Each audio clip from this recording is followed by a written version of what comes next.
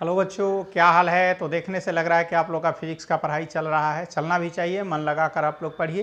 तो हम लोग विद्युत धारा शुरू किए थे और पिछले क्लास में विद्युत धारा में ही कुछ टॉपिक हम लोग डिस्कस किए थे। तो आज विद्युत धारा को ही आगे बढ़ाते हैं और आज हम लोग जो देखने जा रहे हैं विद्युत धारा में, वो है क्रिकॉफ का नियम। क्रिकॉफ का नियम देखने जा रहे हैं। तो क्रिकॉफ ने दो नियम दिया, जिसको पहला नियम और दूसरे नियम के नाम से जाना जाता है। क्रिकॉफ ने दो नियम दिया जिसे पहला नियम और दूसरे नियम के रूप में जाना जाता है। तो क्रिकॉफ का पहला नियम क्या है, जो देखिए बोर्ड पर लिखा हुआ है, लिख दिए थे इसको पहले। चालकों के किसी जाल में किसी बिंदु पर मिलने वाली विद्युत धाराओं का बीजीय योग शून्य होता है।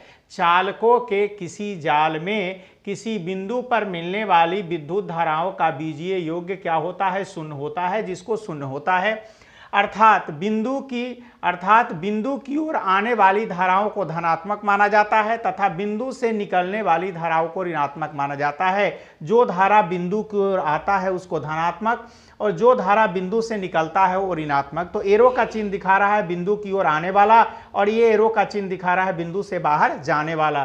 तो बिंदु की ओर आने वाली धारा धनात्मक और बिंदु से निकलने वाली धारा क्या होता है, ऋणात्मक होता है। तो चित्र में I1, I3, I4 बिंदु की ओर आने वाली धारा है। देखिए I1, I3 और I4 बिंदु की ओर आने वाली धारा है। देख रहे हैं ना, एरो दिखा रहा है कि बिंदु की ओर जा रहा है, P बिंदु की ओर जा रहा है। और I2 और I4 P बिंदु से निकलने वाली धारा है, जो एरो दिखा रहा है वही लिखे हैं।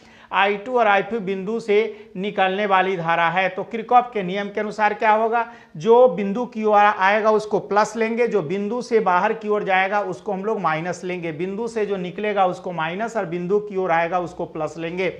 तो यहाँ पर देखिए, यहाँ पर जो हम लोग देख रहे हैं कि ये बिंदु की ओर आ रहा है, तो क्रिकॉफ के नियम के अनुसार देखिए I1 बिंदु की ओर आ रहा है तो प्लस, I2 जा रहा है तो माइनस, I3 बिंदु की ओर आ रहा है तो प्लस, I4 बिंदु की ओर आ रहा है प्लस, I5 बिंदु से जा रहा है तो -5, तो माइनस I5। तो देख लिए I1 minus I2 plus I3 plus I4 minus I5 बराबर 0 होगा।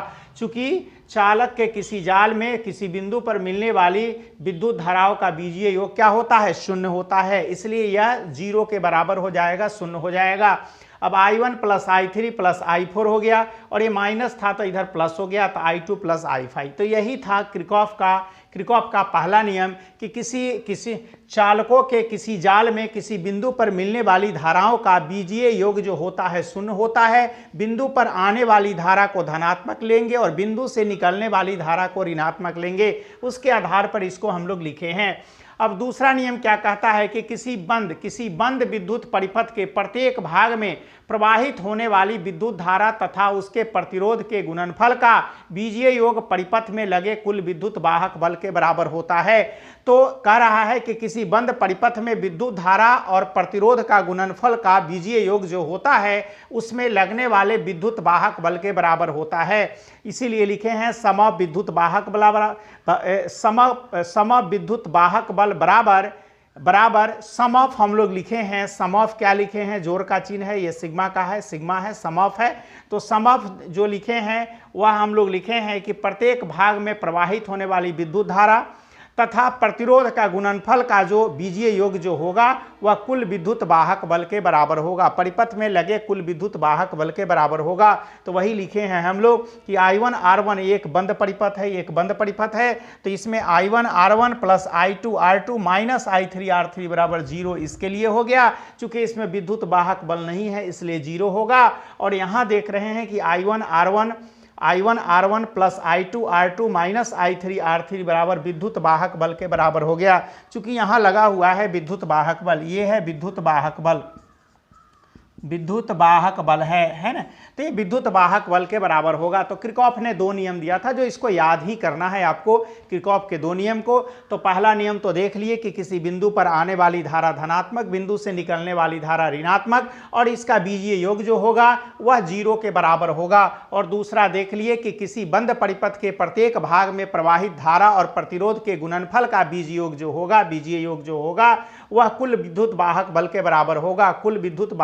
बराबर होगा, ये क्रिकॉफ ने दूसरा नियम दिया था। क्रिकॉफ के प्रथम नियम को हम लोग आवेश के संरक्षण का नियम भी कहते हैं। क्रिकॉफ के प्रथम नियम को हम लोग आवेश के संरक्षण का नियम भी कहते हैं। इसको हम लोग आवेश के संरक्षण का नियम भी कहते हैं, नियम भी कहते हैं, है ना। इसको आवेश के संरक्षण का नियम भी कहते हैं। किरचॉफ के पहला नियम को आवेश के संरक्षण का नियम भी कहते हैं, और दूसरा नियम को ऊर्जा के संरक्षण का नियम भी कहते हैं। इसको ऊर्जा के संरक्षण का नियम भी कहते हैं। दूसरे को हम लोग ऊर्जा के संरक्षण का नियम भी कहते हैं, और पहले नियम को आवेश के संरक्षण का नियम और दूसरे को ऊर्जा के संरक्षण के नियम से भी जाना जाता है। तो ये था किरचॉफ का पहला नियम और दूसरा नियम, जो समझ गए पूरे हम लिख दिए हैं। इसको नोट कर लिए आप लोग, नोट कर लिए नोट कर लीजिए।